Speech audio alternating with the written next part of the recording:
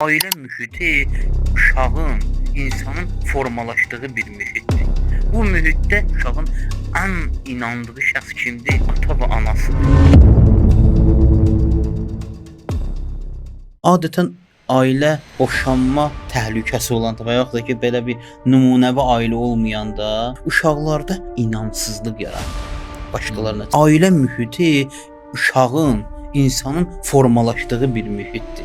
Bu mühitdə insanın, yəni o övlad ki, o ailədə böyüyən uşağın ən inandığı şəxs kimdir? Ata və anasıdır. O şəxslərdə məsələn boşanmalar nədən yaranır? İnamsızlıqdan, bir-birini başa düşməməkdən. İnsan ki, valideyndən belə bir şeyi görəndə, belə nümunəsizliyi görəndə, artıq o başqalarından nümunə götürə bilmir və nümunə götürə bilmədiyi halda şəxsiyyət kimi formalaşa bilir. Şəxsiyyət kimi də formalaşa bilməyəndə bunun həm fərdi həyatında problemlər yaranır, həm ictimai həyatında problemlər yaranır. Təhsili qabağa gedə bilmir. Bəzi görürsən ki, ailədə xanım, kişi özünü düzəldə bilmirlər, övladdan intizarları çoxdur.